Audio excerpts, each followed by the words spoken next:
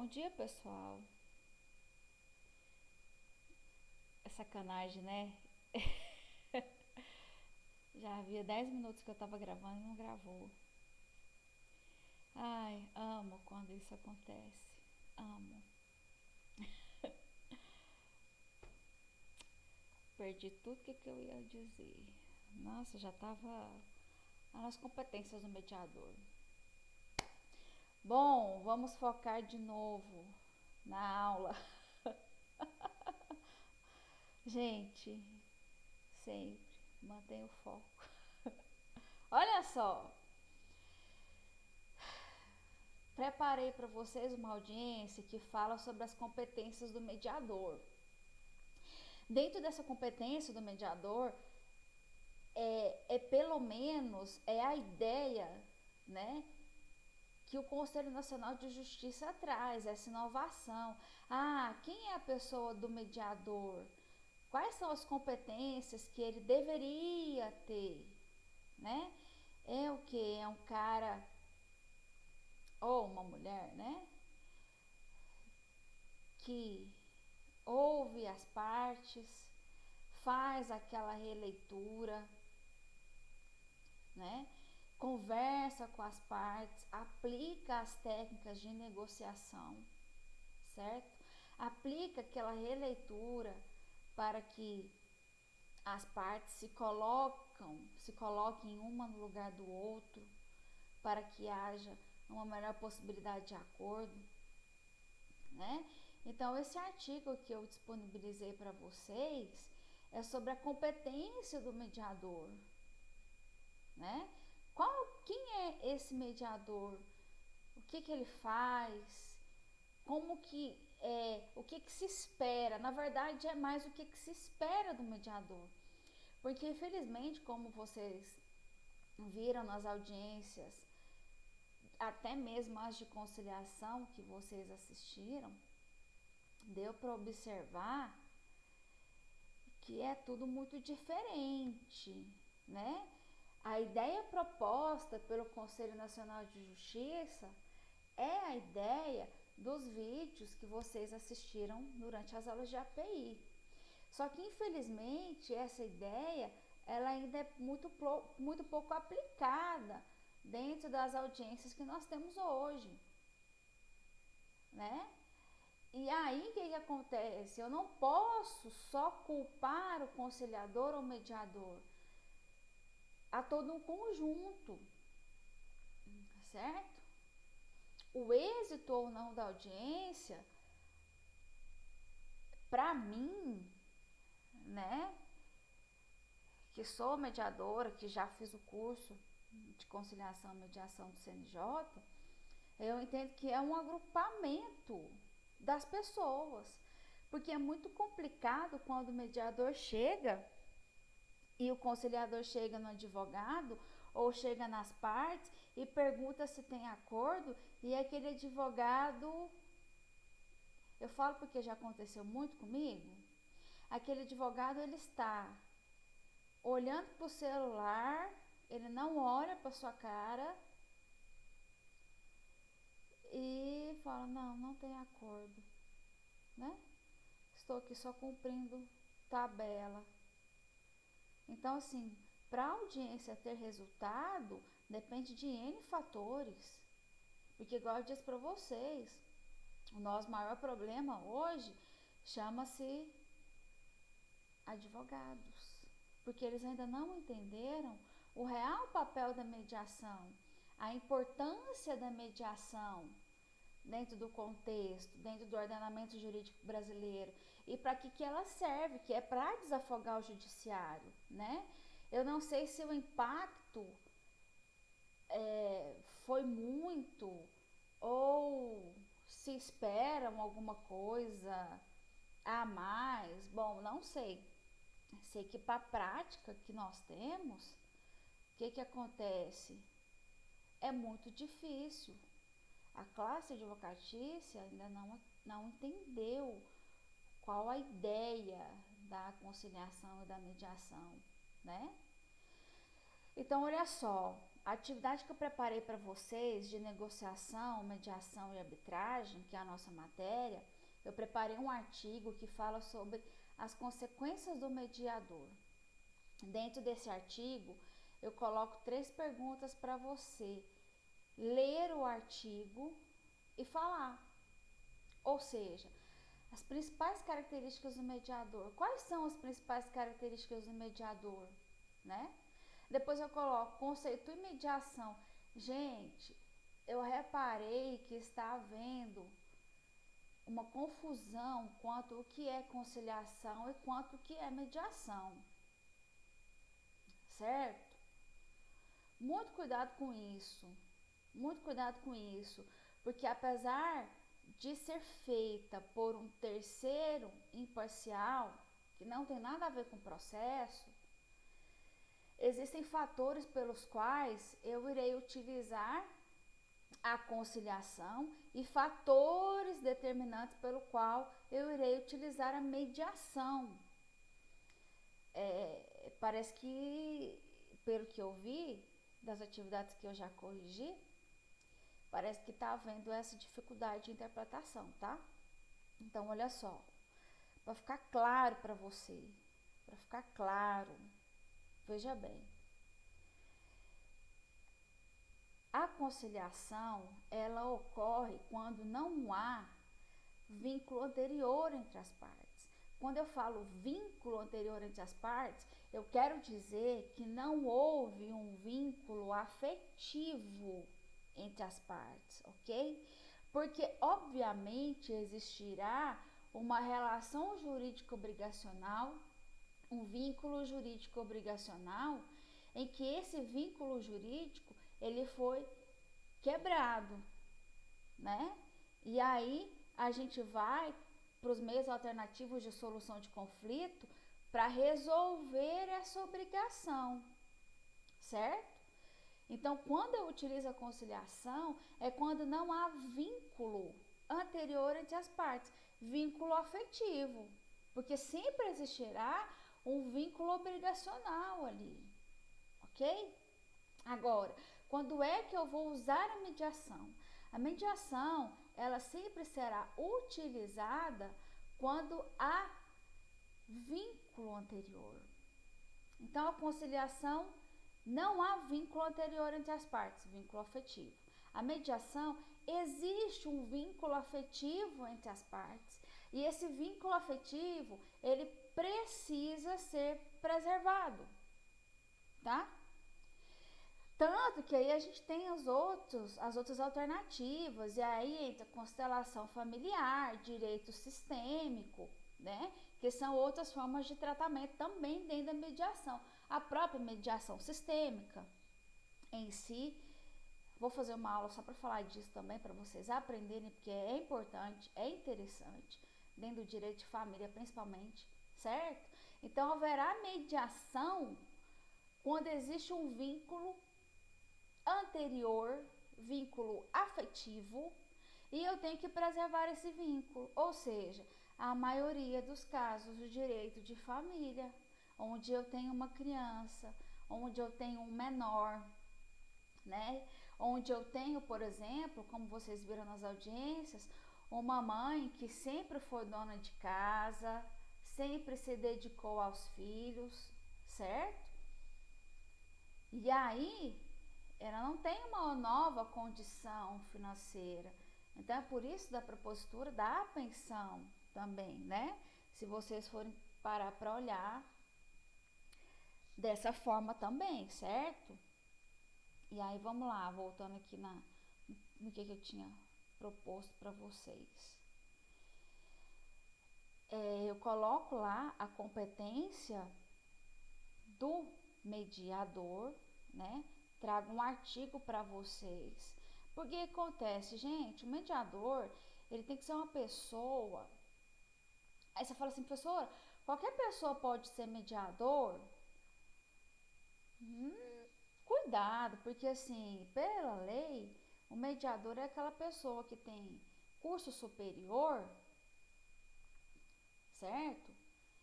É formado com mais de 2 anos e fez o curso do Conselho Nacional de Justiça. Então, ele é um mediador judicial certificado. Eu tenho mediadores extrajudiciais também, mas que não são certificados pelo CNJ, eles são extrajudiciais, né? E pode ter feito um curso de extensão, né? Ou seja, qualquer pessoa pode, certo? Aí, quando eu venho aqui, eu trago para vocês, voltando de novo, que eu tô tentando abrir aqui o artigo para eu falando dele para vocês. Que tem a competência do mediador.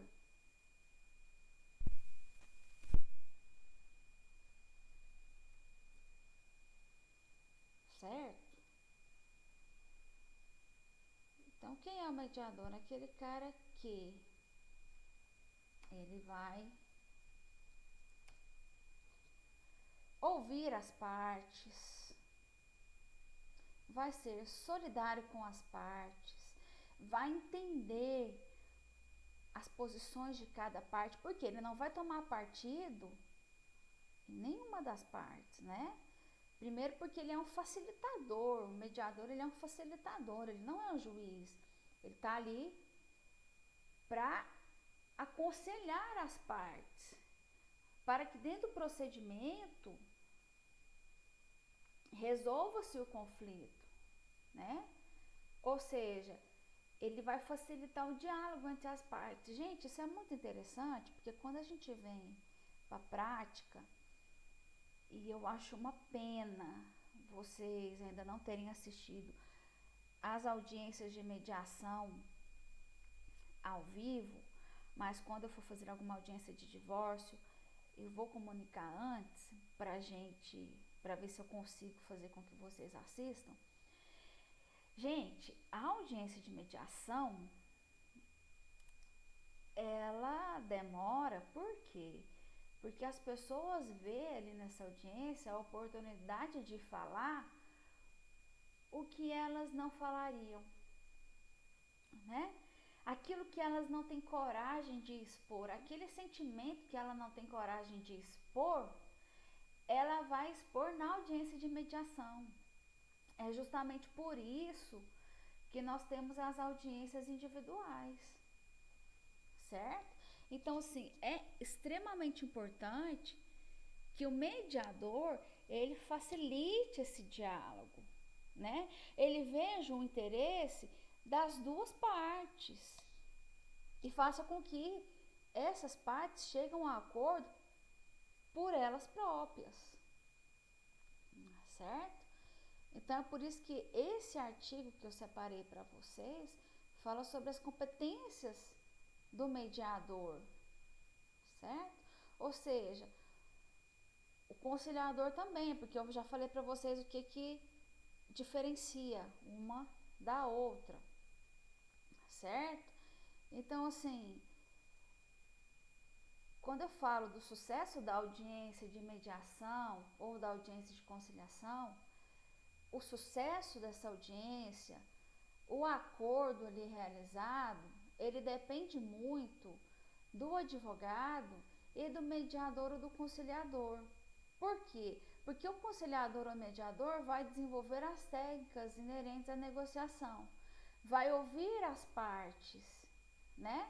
Vai ver as necessidades das partes que estão ali envolvidas no processo e o que cada uma pensa sobre aquele processo. Vai ser trazido para a própria audiência. Então, assim, o mediador ou conciliador, ele precisa ouvir, ele precisa ter uma capacidade emocional para entender ali o que aquelas partes traz para dentro do processo. Porque, como eu falei para vocês, a nova dogmática é tratar ali o foco, o porquê daquele conflito, né? É tratar a raiz daquele conflito, as circunstâncias daquele caso, certo? Por exemplo, será que uma pessoa que vai divorciar, ela vai realmente ali se divorciar?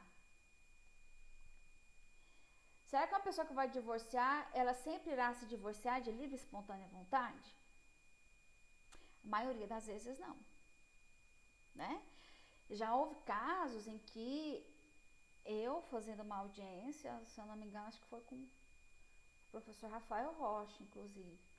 E estávamos ali fazendo audiência, óbvio que eu não vou falar das partes, né, gente? E eu também não sei, nem sei se eu falei isso em sala, mas estávamos fazendo audiência e o autor, né, no caso, o marido, ele veio para audiência de reconciliação. Ou seja, o mediador ele tem que ter ali a sensibilidade de conversar com a pessoa, né? Olha, essa audiência é uma audiência de divórcio. Você tem interesse mesmo em divorciar? Porque talvez não, gente. As pessoas não estão preparadas, né? Claro que quando a gente vai pré-processual, em que não tem processo, nós fazemos a audiência e se for, né, no consenso das partes, obviamente o acordo será homologado. Mas é importante você trazer isso para a audiência. Você quis realmente divorciar?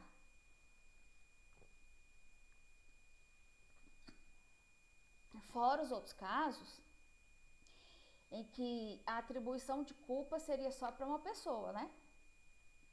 O casamento foi feito só para uma pessoa, né?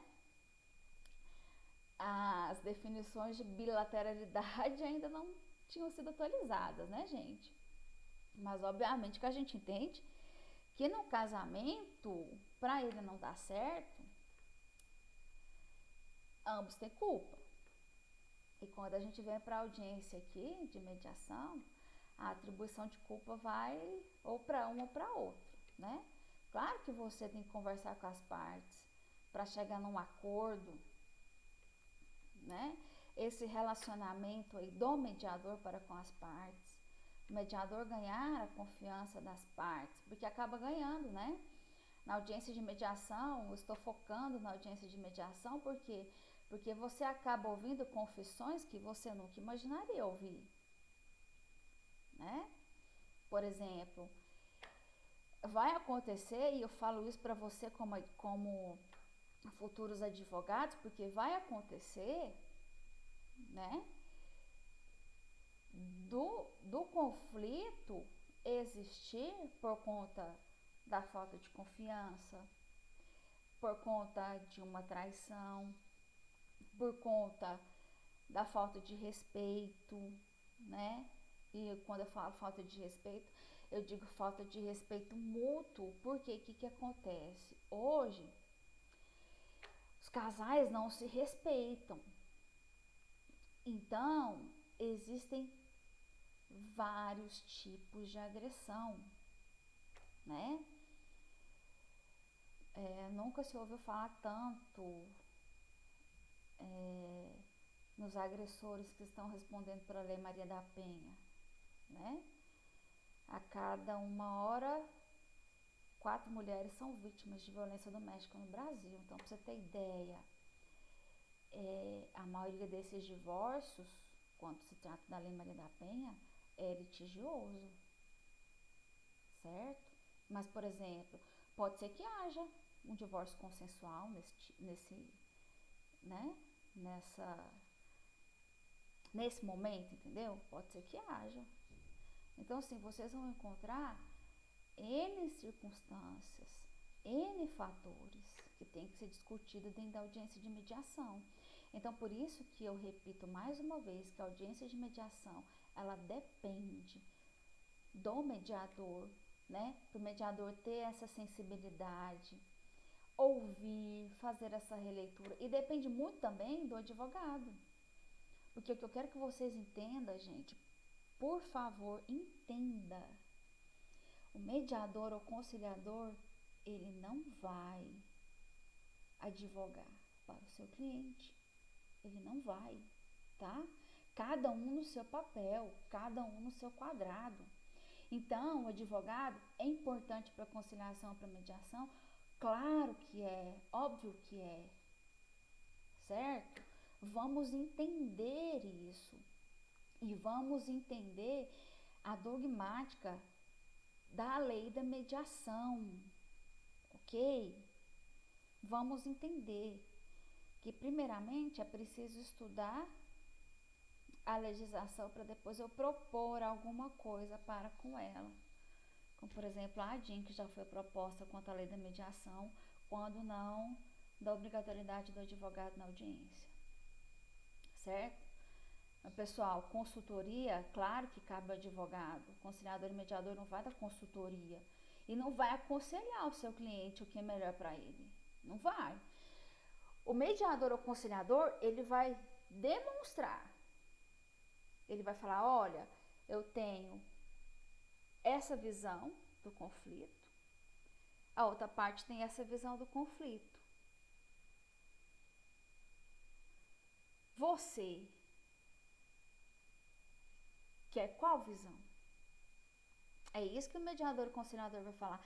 Então, aconselhamento, consultoria, gente, é papel do advogado. E eu preciso que você entenda isso. Porque hoje em dia, o advogado que resolve o problema, que coloca fim no conflito mais rápido, é aquele advogado que sai na frente. Certo? As audiências de conciliação. Gente, as audiências de conciliação, elas existem para conciliar. Tá?